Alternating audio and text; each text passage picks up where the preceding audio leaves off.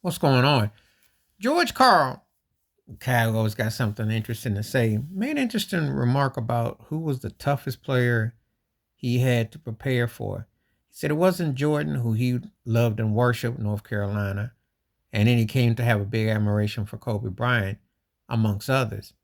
And he said the toughest guy he ever had to prepare for was Shaquille O'Neal. He says because with that size, that strength, and I'm glad to hear that because often than not, people don't never ever ever understand the magnitude of the force Shaquille O'Neal was as a player. Sometimes people downplay him, make it sound like, oh well, he this and that.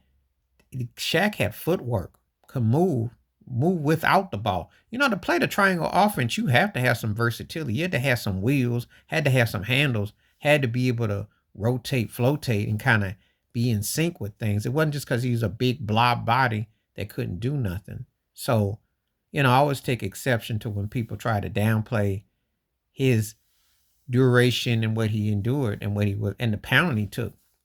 But George Carl made that point clear that he was the toughest guy that he had to prepare for as a head coach. And I like hearing that. I like to hear it where it's not so common thing when people use these people, that people. Because Shaq belongs in that conversation with Jordan and Kobe and anybody else that was dominant or had a special skill set that you just couldn't, really put in perspective because you had to do your homework. It wasn't just going to be lobs and dunks. Shaq had a little hook. Shaq put a little float on you. And then, of course, he hit you with the two step. And he could pass and he could lead breaks too.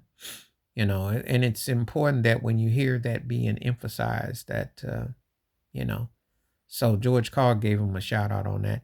I'm not the biggest typical George Carl fan or ever agree with anything he says. However, when he comes correct, like a broke clock, he's on point. Please like, subscribe, work with thoughts, comments, and I do respond. Thank you. Wash your hands, keep your mind clear, watch out for nothing, share it if you like my piece.